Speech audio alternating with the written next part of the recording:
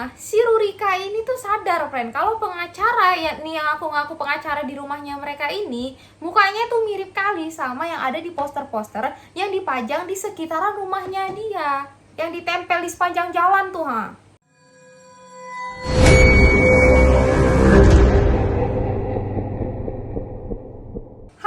Assalamualaikum warahmatullahi wabarakatuh. Ketemu lagi kita ya. Dan sekarang itu masih momen-momen lebaran. Jadi aku mau ngucapin minal aizin wal faizin, mohon maaf lahir dan batin. Mungkin selama ini aku punya banyak misinformasi yang aku bagi ke kalian. Jadi aku mohon maaf sebesar-besarnya.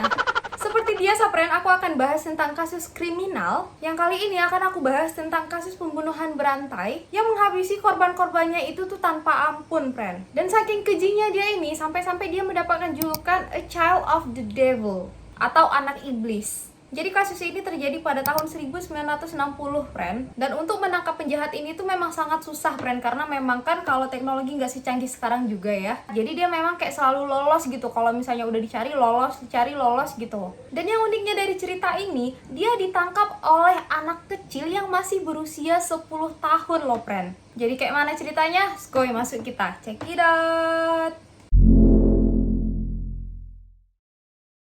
Jadi, nama laki-laki ini adalah Akira Nishiguchi, lahir di Jepang pada tanggal 14 Desember 1925, dari orang tua yang beragama Katolik yang sangat taat. Terus, pas si Akira ini usianya 3 tahun, friend, dia dan keluarganya itu pindah, friend, dari Osaka ke Goto, Nagasaki. Karena bapak sama mamanya si Akira ini pengen kali nih anaknya jadi pastor, disekolahkanlah dia, friend, di sekolah Catholic Mission School. Tapi setelah dilaluinya cukup lama nih, rupanya nggak sanggup dia, friend. Mungkin sekolahnya itu terlalu ketat atau kayak mana gitu ya kan. Akhirnya si Akira ini nggak kuat, cabutlah dia. Padahal pada saat itu tuh dia udah kelas 3 SMP loh. Maksudnya kayak dikit lagi selesai gitu. Tapi memang dia udah nggak sanggup, akhirnya dia cabut dari sekolahan itu. Nah, semenjak keluar dari sekolah inilah, friend, mulai nih banyak tingkah-tingkah yang ditunjukkan sama si Akira ini. Tingkah yang baik itu syukur, masalahnya ini kayak tingkah-tingkah yang menyimpang gitu, friend. Dia tuh mulai suka nyuri, merampok, terus kayak nipu-nipu orang. Dan saking sukanya nih dia melakukan kejahatan-kejahatan kayak gitu, dia kayak sampai keluar masuk penjara tahanan khusus anak remaja gitu loh. Padahal pada saat itu tuh usianya tuh masih 16 tahun, friend. Barbar udah dia ya.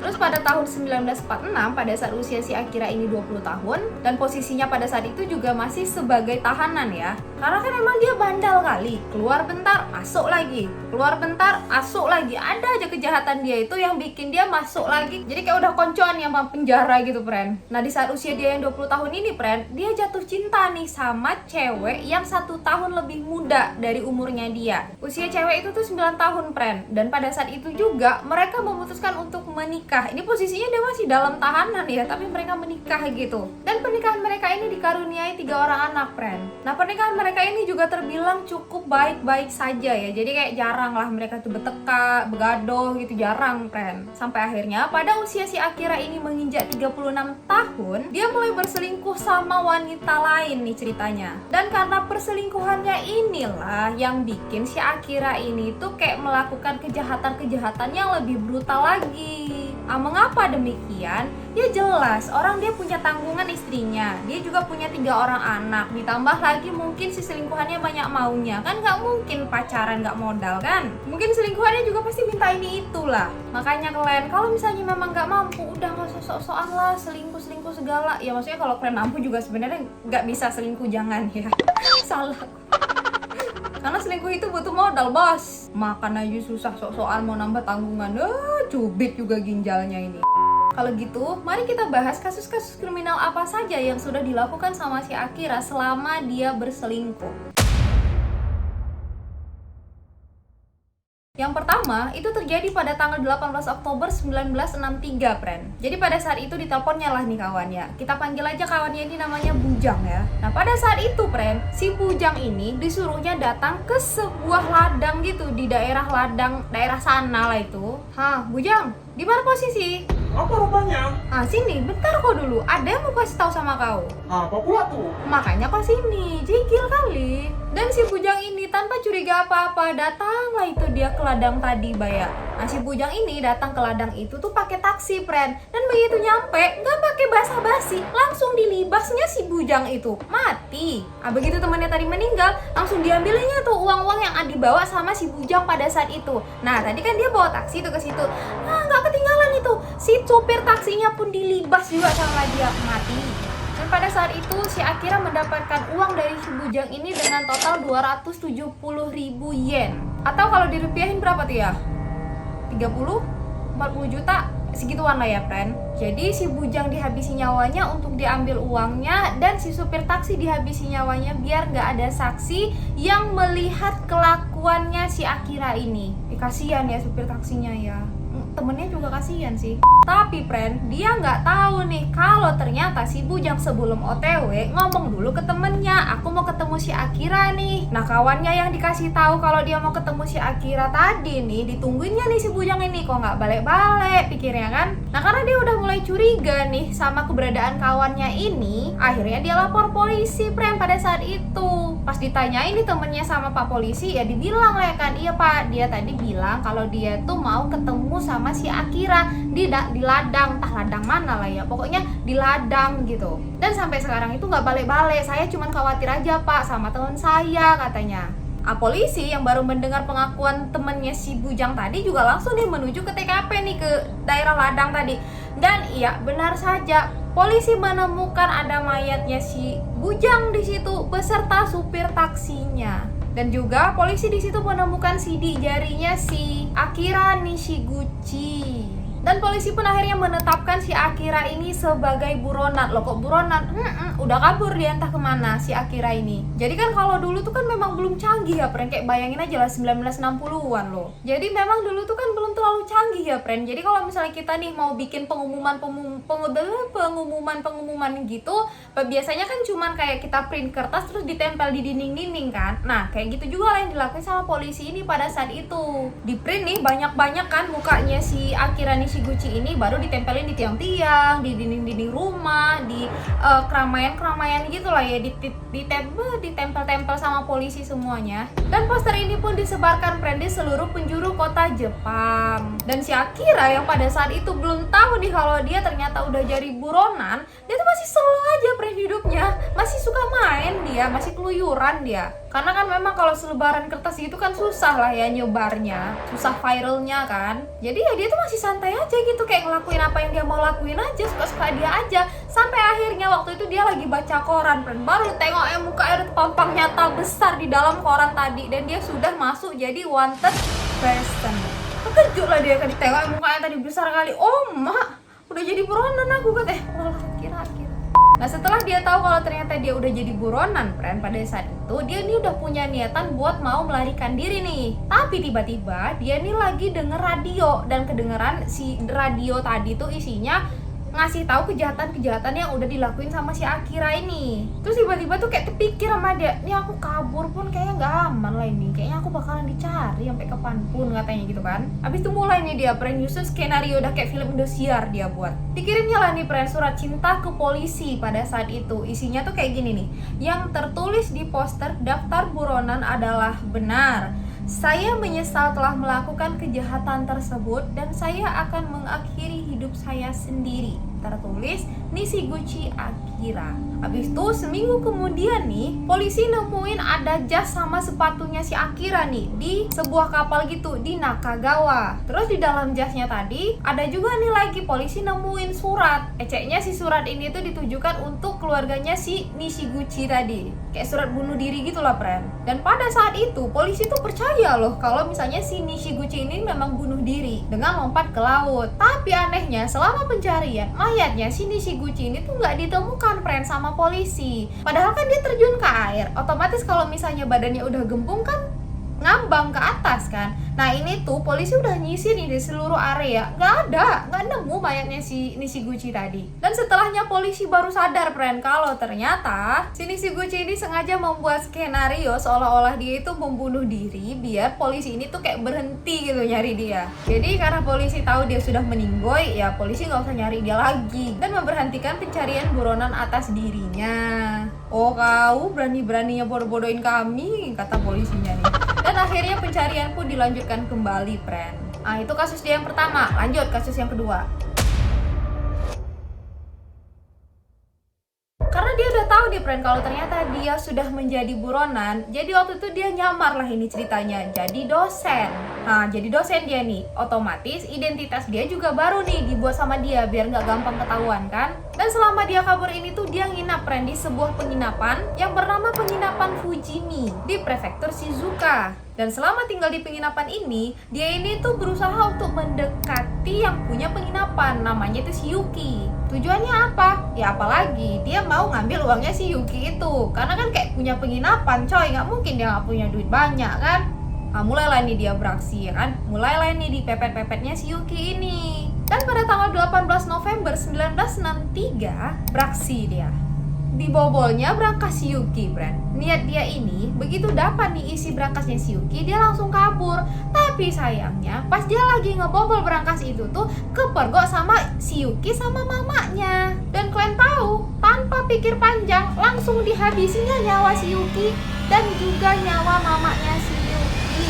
Dan berangkas tadi pun berhasil, friend, dia bobol. Dan gak lupa juga nih, isi di rumah itu yang bisa diambil ya diambil, gak mau rugi dong, ya kan? Jadi kayak perhiasan-perhiasannya si Yuki, ada juga logam mulia, ada juga permata, tuh disikat semua sama si Nishiguchi ini. Dah, beres. Lanjut, yang ketiga. Nah ini kejahatan dia yang ketiga, friend. Kalau sebelumnya dia menyamar jadi seorang dosen, kali ini dia menyamar sebagai staf akuntansi pengadilan daerah Chiba. Itulah. Nah ini tuh ceritanya udah di Tokyo ya, friend. Jadi dia kayak lari lagi nih ke daerah Tokyo. Nah jadi dia ini nanti yang bakalan ngumpulin uang-uang denda yang dari masyarakat itu tuh. Nah dikasihin ke dia. Nah uangnya itu untuk jajan dia sehari-hari lah. Dia kan gak punya penghasilan. Nah uang denda itulah dia kasih jajan untuk diri dia sendiri, buat dia beli makan, beli minum, pokoknya kebutuhan dia sehari-hari lah. Semua harta si pengacara ini tuh diambil sama dia. Dan dia juga mengambil lencana si pengacara ini, friend. Buat apa? Buat identitas selanjutnya. Kok senyum pula aku? Selanjutnya. Lanjut kasus keempat. Jadi waktu itu, friend, setelah dia ngebunuh si pengacara ini, dia ngelihat, friend, ada berita di koran kalau ada seorang biksu yang bernama Furukawa Tairyu, gitu nggak bacanya, kalau salah maafin ya, lagi ngadain takuhatsu. Jadi takuhatsu ini tuh kayak seorang biksu, dia tuh berdiri nanti sambil bawa ini apa namanya, mangkuk gitu, bertujuan untuk nerima sumbangan dari orang-orang gitu, friend, baik berupa uang maupun makanan. Dan pada saat itu si biksu ini tuh lagi mau ngebantuin orang kayak narapidana gitu, 2 orang yang mau dihukum mati. Yang mana si biksu ini tuh ngerasa kalau 2 orang yang akan dihukum mati itu gak bersalah sebenarnya, friend. Jadi si biksu ini melakukan takuhatsu untuk membantu aksinya yang akan menyelamatkan 2 orang narapidana tadi. Nah begitu ngeliat berita ini, si Akira tuh kayak ngeliatin nih foto si biksu yang ada di koran tadi tuh, friend. Kayaknya bapak ini kenal aku nih, siapa ya gitu kan. Kayak dicoba ingat-ingat nih sama si Akira ini. Dan setelah diingat-ingat sama dia, memang mereka tuh pernah ketemu, friend. Jadi dulu kan si Nishiguchi ini tuh kan suka keluar masuk penjara kan, karena bandel kali itu. Nah selama dia di penjara itu, pernah nih si biksu Furukawa Tairyu ini datang ke penjara mereka. Nah si biksu ini, dia bertugas untuk ngasih kayak ilmu keagamaan gitu, friend, untuk orang-orang yang akan dihukum mati. Kalau kita mungkin kayak dikasih ceramah gitu ya, biar sadar. Jadi sebelum meninggoy setidaknya insaf dulu gitu. Dan ternyata emang terkenal, friend, kalau biksu ini tuh suka nolongin kayak ngebela orang-orang yang gak bersalah gitu. Dia rela loh nyumbangin waktunya dia, nyumbangin uang, nyumbangin tenaga untuk menolong orang lain yang menurut dia tuh terlibat tuduhan palsu, friend. Nah si Akira nih yang gak bisa lihat uang sedikit aja langsung belok lah matanya. Gak pakai lama langsung berangkat dia ke prefektur Kunamoto, di tempat biksu Furukawa ini berada. Ya tujuannya untuk ngambil uang yang udah dikumpulin sama biksu tadi, friend, yang bakalan ngenolongin 2 orang narapidana tadi. Itulah yang mau diincar sama dia.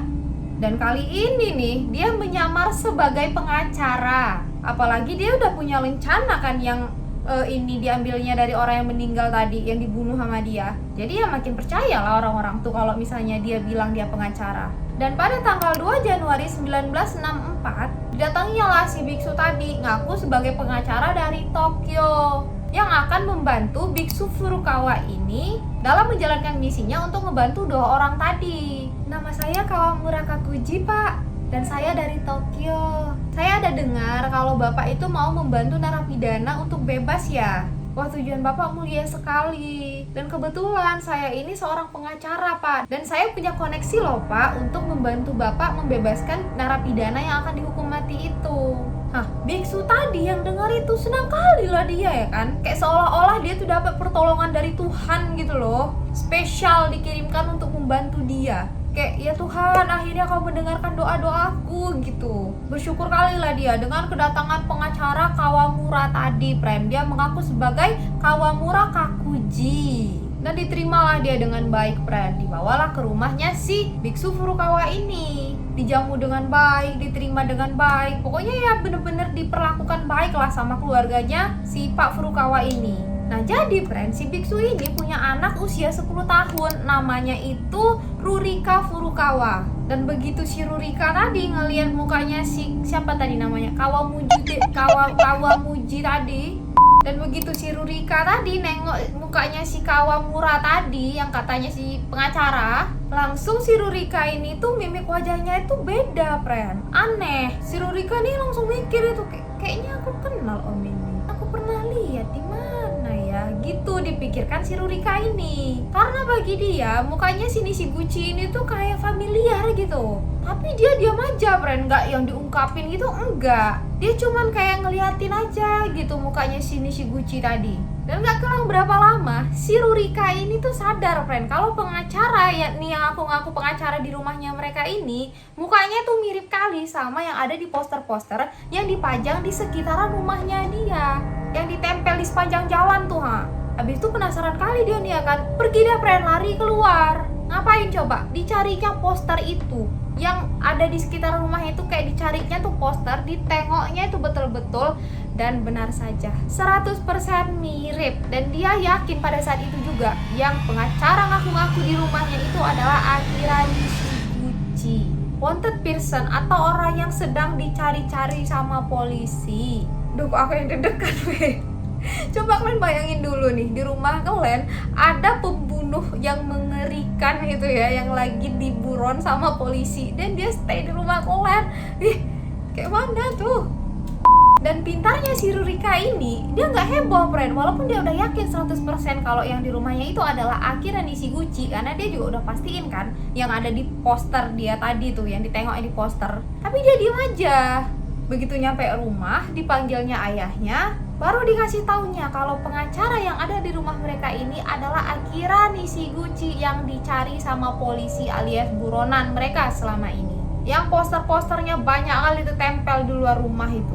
Dan biksu ini yang dengar omongan anaknya pada saat itu, negur dia, friend. Hei, apa yang kamu katakan itu? Bukankah itu kasar, Rurika? Pengacara Kawamura adalah seorang utusan yang diberkati dan mau membantu. Gitulah kata dia sama anaknya ini, friend. BTW kan, friend, kenapa si Rurika ini tuh langsung cepet kali ngehnya nih sama si Akira? Cepet dia sadarnya karena rupanya sepanjang perjalanan dari rumah dia ke sekolah, poster itu tuh berjejer. Nah itu yang pertama. Terus yang kedua, rupanya nama Akira Nishiguchi itu nama temennya juga. Jadi temennya ini sering diledekin sebagai buronan. Jadi karena selalu diceng-cengin nih temennya, hal itu tuh bikin memori dia tuh nempel, friend, sama si Akira Nishiguchi ini. Nah si Rurika nih yang ibaratkan gak didengerin sama ayahnya, dia gak nyerah, friend. Tetap nih dia yakinin ayahnya kalau orang yang ada di rumahnya itu adalah Akira Nishiguchi. Sampai akhirnya ayahnya ini tuh menyadari kalau kelakuannya si Rurika ini tuh agak aneh dia. Kayak orang ketakutan gitu memang. Ya namanya orang tuanya dia ya kan. Pasti ya paham kali lah watak-watak anaknya, gerak-gerik anaknya gitu. Nah pada saat itu setelah dia memperhatikan nih gerak-gerik anaknya yang mulai aneh, baru nih dia tuh mulai sadar kayaknya si Rurika ini yakin kali kalau si pengacara yang ada di rumahnya ini tuh adalah buronan. Barulah si Biksu Furukawa ini mulai memperhatikan nih gerak-geriknya si pengacara Kawamura Ece tadi. Mulai curiga dia nih, mulai diperhatikannya nih betul-betul cara si Kawamura ini ngomong, gerak-geriknya si Kawamura ini. Dan kalau ada kesempatan mulai nih dia memperhatikan poster yang memang terpampang di mana-mana itu. Dan memang benar-benar mirip kali antara poster sama orang yang ada di rumahnya itu. Ditambah lagi ada tanda-tanda tai lalat di sekitaran wajahnya yang ada di poster itu, yang lagi buronan sama orang yang ada di rumahnya mereka itu sama-sama mempunyai tahi lalat dengan posisi yang sama. Barulah Biksu Furukawa yakin kalau pengacara yang ada di rumahnya itu adalah Akira Nishiguchi yang sebenarnya.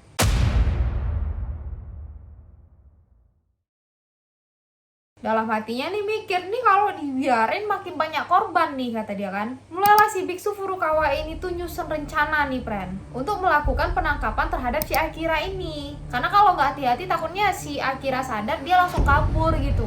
Dan rencana yang dibuat sama Biksu Furukawa ini tuh terbilang sangat bahaya loh. Jadi dia mempersilahkan si Akira ini tuh untuk nginap di rumah dia. Jadi malam itu tuh dia berencana nih ngajak si Akira ini nginap di rumahnya dia. Dan malam itu juga rencana dia mau ngelaporin si Akira ini ke polisi. Kan serem ya? Dan malam itu si Furukawa ini memastikan anak sama istrinya ini tuh masuk ke kamar lebih cepat. Jadi si anaknya disuruh masuk ke kamar, istrinya masuk ke kamar. Dan pada saat itu juga diajaknya nih si Akira masuk ke dalam rumahnya, ke ruang tamu.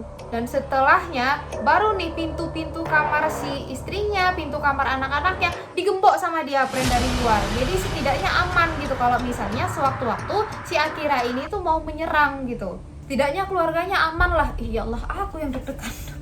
Aduh. Terus sekitar jam 11 malam, barulah si Akira ini tuh dipersilahkan masuk ke kamarnya, yang udah disediain nih sama si siapa tadi namanya? Biksu Furukawa ini.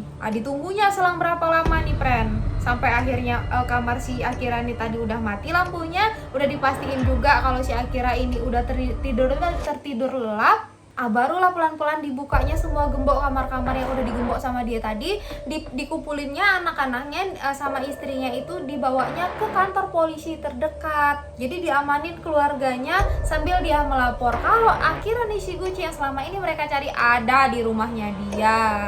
Dan setelah polisi dapat laporan nih tentang keberadaan si Akira Nishiguchi ini, pada tanggal 3 Januari 1964, tepatnya sekitar jam 4 pagi, polisi pun pergi nih ke rumahnya si Furukawa ini. Dan pada saat itu, polisi ini minta tolong nih sama si Furukawa untuk membawa Nishiguchi ke pemandian air panas gitu.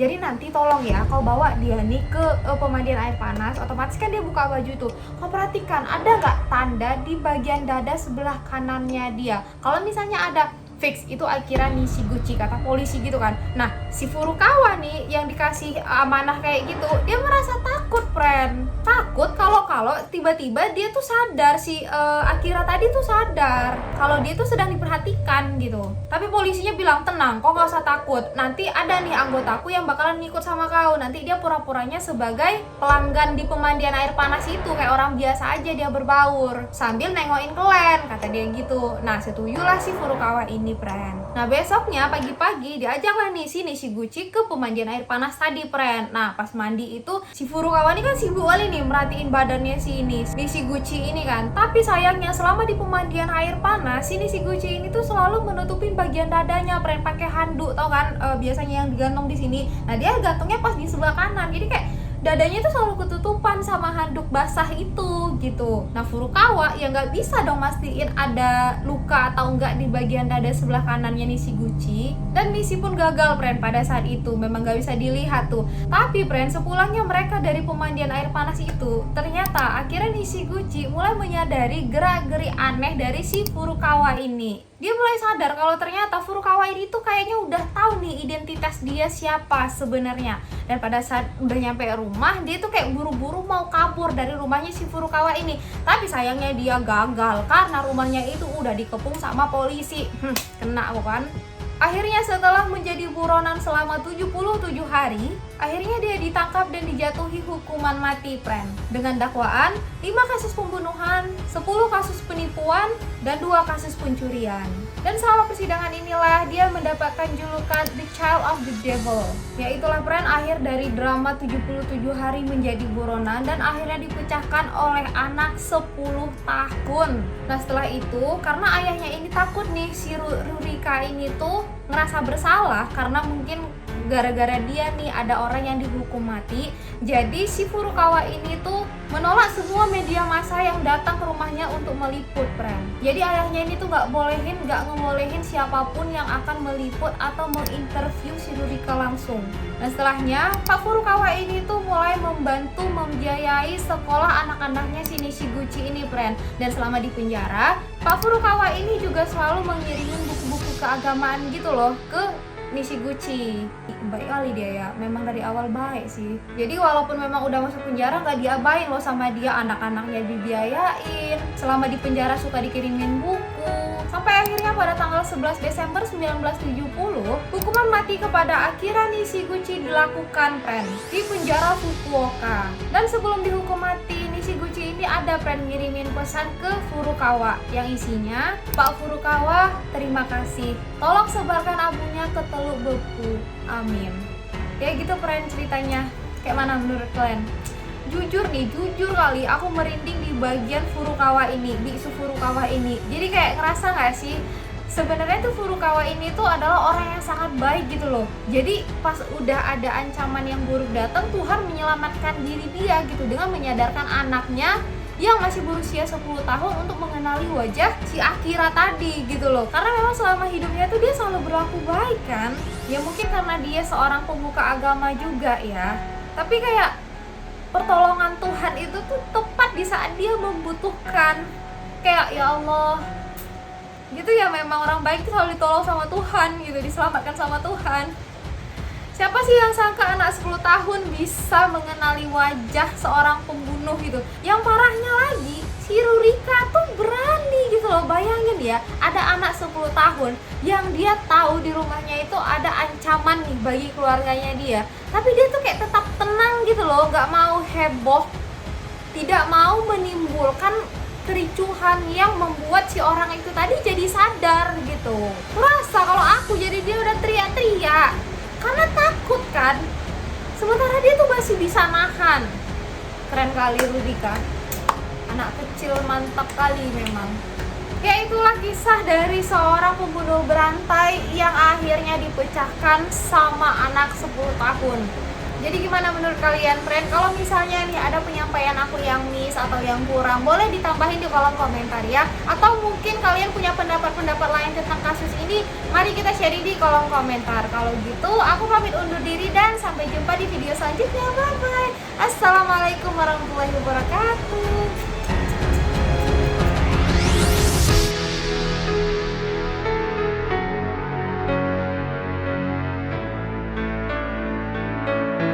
Yang pada saat itu memang susah kali, friend, untuk nangkap penjahat. Jadi dia ini tuh kayak suka lolos gitu loh, kayak jarang dari orang tua yang beragama Katolik yang memang sangat ketat.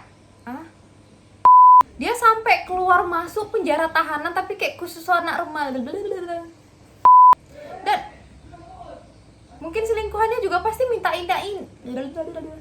Yang mana si biksu ini ngerasa kalau 2 orang yang akan dihukum mati apalagi kan dia udah punya rencana kan yang abis dia diambilnya dari abis